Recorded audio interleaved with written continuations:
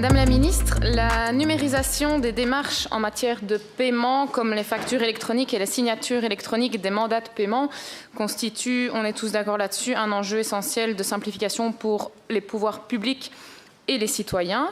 Dans ce cadre, le SPF BOSA a développé la solution appelée Mercurius afin de recevoir des fournisseurs des factures électroniques. Ça implique toutefois que chaque pouvoir adjudicateur fasse évoluer son outil comptable en conformité avec les normes de la facturation électronique.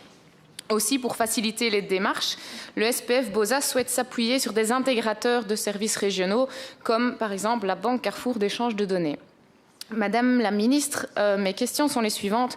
Comment percevez-vous ces évolutions de façon générale? Et puis plus précisément, des contacts ont-ils été pris par le SPF BOSA avec votre cabinet ou avec votre administration pour avancer dans ce projet? Est-ce qu'une réflexion est entamée, notamment avec la Banque Carrefour d'échange de données?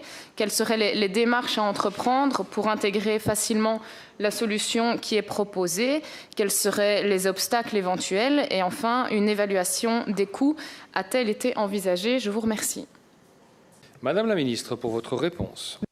Monsieur le Président, Madame la députée, je promeus bien évidemment la facturation électronique qui présente des avantages non négligeables par rapport à son alter ego papier, que ce soit en termes de coûts, au niveau du papier, par des impressions ou des timbres, par exemple, ou au niveau de l'efficacité en termes de délai de transmission ou de facilité d'archivage, notamment.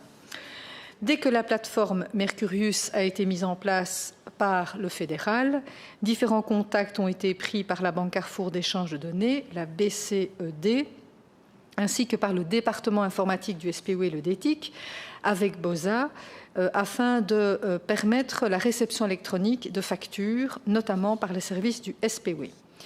Le service de communication de factures électroniques au SPW a donc déjà été activé sur Mercurius, mais en mode PDF converteur.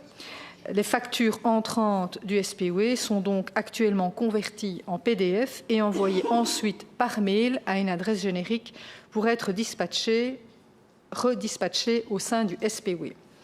Il s'agit bien sûr d'une solution temporaire, l'objectif étant que les entités publiques régionales traitent dès que possible les factures électroniques, non pas en PDF, mais de manière nativement électronique.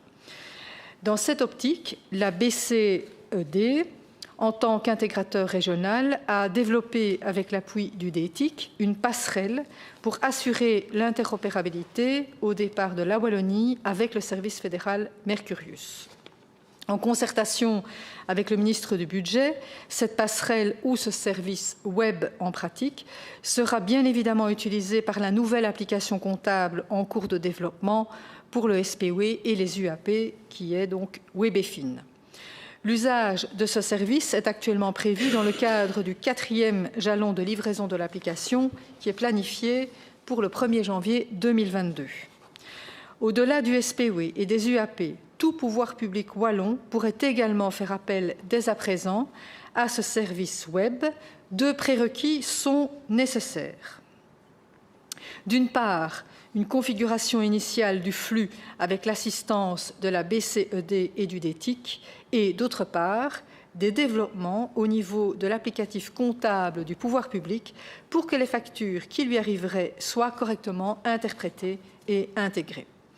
Une fois ces prérequis satisfaits, la mécanique est assez simple. L'application comptable du pouvoir public interroge le service web wallon qui, à son tour, interroge le service Mercurius et renvoie ensuite les réponses. Selon le nombre de pouvoirs publics wallons intéressés et le nombre de factures concernées, une question de dimensionnement pourrait toutefois se poser. Les équipes de la BCED et du DETIC feront évidemment tout ce qui est possible avec les moyens disponibles pour pouvoir mutualiser au maximum la solution et répondre aux besoins des pouvoirs publics intéressés.